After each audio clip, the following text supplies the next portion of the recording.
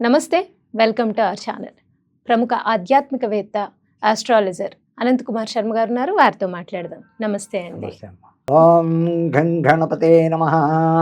ఈ మధ్య కాలంలో బాగా ప్రాచుర్యంలోకి వచ్చిందండి కుళంగలి మాల అని. అది వేస్తే కనుక అంటే ఎవరైనా వేసుకోవచ్చు, ఎటువంటి నియమాలు పాటించిన అవసరం లేదు. అది ఆడవాళ్ళు వేసుకోవచ్చు, మగవాళ్ళు వేసుకోవచ్చు. వేస్తే కనుక వితిన్ ఇన్ని డేస్లో మీకు సక్సెస్ వస్తుంది అనేది నేను చాలా వీడియోస్ చూశాను. నిజంగానే అది వేసుకోవచ్చా? ఎటువంటి నియమాలు పాటించక్కర్లేకుండానే వేసుకోవచ్చా? లేదు వేసుకుంటే అంత ఇమ్మీడియట్ సక్సెస్ వస్తుందా అనేది ఒకటి ప్రశ్న. రెండో ప్రశ్న ఇందులోనే రుద్రాక్షలు మనకు ఎప్పటి నుంచో ఉన్నవి. సో రుద్రాక్షలు అందులో మళ్ళీ ఏకముఖి, ద్విముఖి, త్రిముఖి ఇవన్నీ పేర్లు వేరే వేరే ఉన్నాయి. రుద్రాక్షలు ఎటువంటి వాళ్ళు ధరించాలి? ఆ ధరించినప్పుడు నియమాలు ఏంటి అనేది చెప్పండి. అమ్మా, మీరు అడిగిన ప్రశ్నకి సమాధానం ఏంటంటే చక్కటి ప్రశ్న. అది మామూలు అయింది కాదు. దేశంలో ఇవాళ జరుగుతున్న విషయాలు ఏమిటంటే ప్రతి దానికి కమర్షియల్ పెట్టి ఈ మాల ధరించండి, ఆ మాల ధరించండి, ఈ మాల వేసుకున్న 30 రోజులకే మీరు ఇంకే ఉండదు అనడం. ఇంకా పోతే కుళంగలి మాల ఒకటి ఎక్కువైపోయింది ఇవాళ. ప్రతి చోట ఈ చేతికి కట్టుకోండి, మెడలో దండలు వేసుకోండి, బాస్కెట్లో వేసుకోవచ్చు, మాల్లా వేసుకోవచ్చు. దీనివల్ల మీకు ఉత్తమమైన ఫలితాలు వస్తున్నాయి. అన్ని రకరకాలు మాలలు, తామరపూసల మాల వాడండి, ఇంకోటి వాళ్ళని తులసి మాల వాడండి.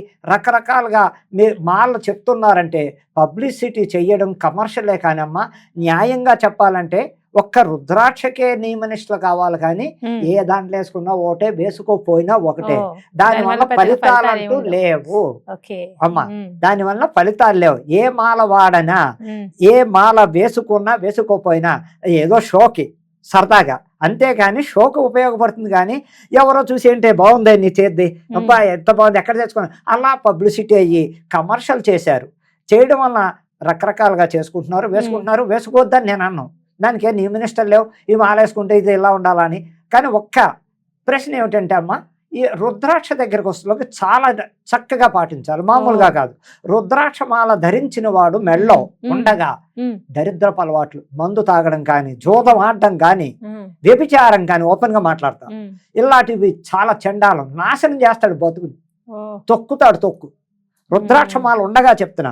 ఇకపోతే రుద్రాక్షమాలు అసలు ఎవరు ధరించాలయ్యా, దానికి అర్హత ఎవరికి ఉంది, ఎందుకు ప్రతి వాళ్ళు ధరిస్తున్నారు, ఎందుకు ఈ ప్రోపగాండా రుద్రాక్ష వేయండి అని ప్రోపగాండా, సిద్ధాంతులు ప్రోపగాండా చేస్తున్నారు, న్యూమరాలజిస్టులు ప్రోపగాండా చేసేస్తున్నారు. ఎవరు తిన్నవాళ్ళు ప్రోపగాండా తప్పులేదు. రుద్రాక్ష పవర్ఫుల్లే. నవముఖి వేసుకొని కలిసి వస్తుంది. సంఖ్యాశాస్త్రాన్ని బట్టి, నక్షత్రాన్ని బట్టి నువ్వు షష్టముఖి వేసుకో, త్రిముఖి వేసుకో, ద్విముఖి, ఏకముఖి వాడండి, బ్రహ్మాండమైన ఫలితాలు వస్తాయంటారు. అమ్మా తప్పులేదు. వాళ్ళు చెప్పినందుకు ఎక్కడ పాటించాలి ధర్మంగా. నాన్ వెజ్ తిని వాళ్ళు, మందు వాడి వాళ్ళు అసలు రుద్రాక్ష వేసుకోకూడదు. వేసుకోవచ్చు. ఎలాగయ్యా, దానికి పక్కనే చెప్తున్నా. దేవుడి మందిరంలో నువ్వు చేసేయి, పూజ చేసుకో, రుద్రాక్ష వాడు, వెంటనే దాన్ని అక్కడే పెట్టాయి. పూజ అయిపోయిన మాల తీసి పెట్టేయాలి. పెట్టేసి మళ్ళా మన్నాడు ఉదయం స్నానం చేసి చక్కగా అది వేసుకుని ఆ గంట సేపు ఇంట్లో ఉన్నంతసేపు బయటకు వెళ్ళగానే ఆ మాల మళ్ళా దేవుడి మందిరంలో పెట్టి వెళ్ళాలే. కానీ ప్రతి వాళ్ళు అది ఎవరికయ్యా వర్తిస్తుంది? డే అండ్ నైట్ రుద్రాక్ష మాల పండితులు, పీఠాధిపతులు, నిత్యం బ్రాహ్మణోత్తములు, ఈ వైదిక కర్మలు చేసి వాళ్ళు, వాళ్ళకి మేడలో ఉండాలి. కానీ ఎవరు పడితే వాళ్ళు 24 గంటలు రుద్రాక్షను వాడకూడదు. అసలు చెప్పాలంటే ఆడది అస్సలు వేసుకోకూడదు. ఆడవాళ్ళు రుద్రాక్షమాల ఎవరు వెయ్యాలయ్యా? ఆడవాళ్ళు బహిష్ట ఆగిపోయిన వాళ్ళు రుద్రాక్ష వాడాలి. కానీ బహిష్ట ఆగని వాళ్ళు రుద్రాక్ష వాడకూడదు. అనస్పట్టుడుగా వారం ముందే అవ్వచ్చు, వారం వెనకవచ్చు. ఇవాళ కరెక్ట్ టైం ఆడవాళ్ళు ఎక్కడా అవట్లే. శారీరకంగా కొన్ని ప్రాబ్లమ్స్ చేత బహిష్టులు కూడా టైంకి ఎవరు అవ్వట్లేదు పాపం. అది వాళ్ళు అర్థం చేసుకుని ఆడవాళ్ళు కూడా ఆ రుద్రాక్షమాల టైం దగ్గరకు వస్తుంది దాంట్లోకి అసలు వేసుకోకూడదు. ధర్మశాస్త్రంలో ఆడది శివాభిషేకానికి అర్హత లేదు. లింగాలకు అడిగేస్తున్నారు, ఇవి చేసేస్తున్నారు. అది చాలా తప్పు. అందుకే వినాశకాలం వచ్చేస్తోంది. ఎవరు చెయ్యవలసిన పని, ఎవరు చేయవలసిన వృత్తి వాళ్ళు చెయ్యట్లేదు. ఎవరు పడితే వాళ్ళు గర్భగుళ్ళలోకి వెళ్ళిపోతున్నారు. అలా వెళ్ళకూడదు గర్భగుళ్ళలోకి. ఈ పూజారులు కూడా కమర్షియల్ మరిగి గర్భగుడిలోకి ప్రతి వాడిని వచ్చేయమంటాం, వాళ్ళకి అక్కడే కూర్చోబెట్టి అభిషేకాలు చేస్తున్నారు. అది పద్ధతి కాదు. గర్భగుడి గడప అవతల కూర్చోబెట్టి అభిషేకాలు చేయించాలి. కానీ అమ్మ శివాలయం గురించి చెప్తున్నాను, అది చాలా తప్పు. గర్భగుళ్ళకి ప్రతి వాళ్ళ అర్హత, ఒక అర్చకుడికి అర్హత, అర్చకుడికి బ్రాహ్మడికి.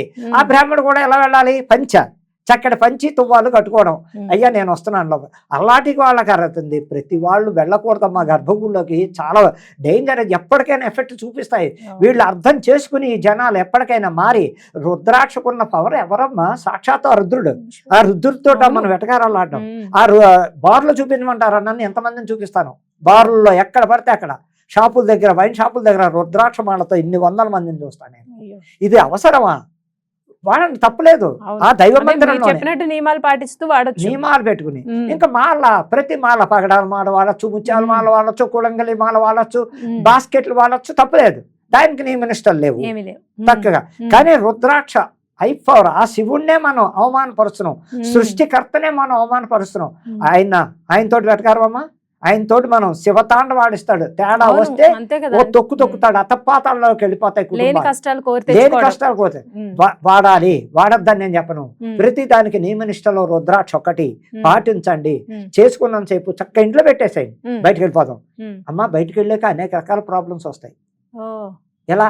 వాళ్ళు ఇప్పుడు ట్రైన్లో పెడుతున్నాం, వాళ్ళు పక్కన కూర్చున్న వాళ్ళు మైల్తో ఉన్నారో తెలియదు, ఇదో తెలియదు, బయట ఉన్న వాళ్ళు ఉన్నారో తెలియదు, లేకపోతే ప్లేట్లో పెడుతున్నాం. బయటకి వెళ్ళిన తర్వాత అనేక ఆఫీసులకే పెడుతున్నాం. ఆఫీసులో ఎవరెళ్ళటోళ్ళు చెప్పొస్తారా మనకి? చేయరు కదా. అలాంటప్పుడు ఇవన్నీ ఆ గాలి రుద్రాక్షకి తగలకూడదు, మైలు గాలి అన్నప్పుడు చేసే పవిత్రత ఒక బ్రాహ్మడికి అర్హత అని చెప్తున్నాను అన్నమాట. శ్మశానానికి కూడా వెళ్ళొచ్చు వీడు, రోహిత్యం చేసేవాడు శ్మశానానికి కూడా వెళ్ళొచ్చు, తప్పులేదు. అంటే వాళ్ళు కూడా నియమాలు పాటించాలి. మందు తాగకుండా చక్కగా ఉంటే కూడా రుద్రాక్ష మెడలో ఉన్న సేపు. వాళ్ళు డ్రింకింగ్ ఎక్కువైపోయింది, నేను కాదంటలేదు. ప్రతి చోట డ్రింక్ లేని వాళ్ళు లేరు, చక్కగా సేవిస్తున్నారు. అప్పుడే నియమం పాటిస్తేనే దాని గొప్పతనం. అలా నియమనిష్టలు పాటిస్తూ ప్రతి మాలకి అడ్డు అంటూ లేదు. కానీ రుద్రాక్ష దగ్గరకు వస్తులోకి ఆడవాళ్ళు జాగ్రత్తలు పాటించండి, అనర్థాలు కోరి తెచ్చుకోకండి. కుటుంబంలో అనేక రకాల ఇబ్బందులు వస్తాయి. ఎందుకు వచ్చింది? ఇదేంటి చక్కగా అని చెప్పారు, ఈ రుద్రాక్ష వేసుకోమ్మా నీకు బాగుంటుందని చెప్పింది నుంచి నా కుటుంబంలో ఇలాంటివి వస్తున్నాయంటే కారణం ఏమిటి? రుద్రాక్ష.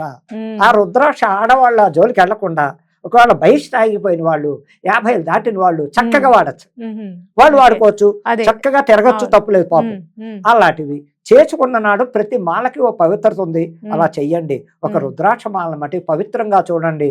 ఆ శివపార్వతుల అనుగ్రహం కావాలంటే రుద్రాక్ష మెడలో ఉన్నంతసేపు సక్రమంగా చక్కగా మంచి బుద్ధి పాటించండి, చెడు బుద్ధికి వెళ్ళకండి అని నేను సలహా ఇస్తున్నాను. ప్రేక్షకులంతా అర్థం చేసుకుని ఈ టీవీ చూసిన వాళ్ళు నన్ను తిట్టుకోకుండా చెప్పింది వినమని మరీ నిజంగానే మీరు దానివల్ల ఎటువంటి అనార్థాలు రావు. తెలిసి తెలియక చేసే పనుల వల్ల మనం కోరి తెచ్చుకోవడం కష్టాల కన్నా అసలు వేసుకోకుండా ఈశ్వరుని ఆరాధించవచ్చు. వేసుకున్నా మీరు చెప్పిన ఆ నియమనిష్టలు పాటిస్తే కనుక చాలా ఉత్తమమైన మార్గాలు ఉంటాయని చాలా చక్కగా వివరించారండి. ధన్యవాదాలు.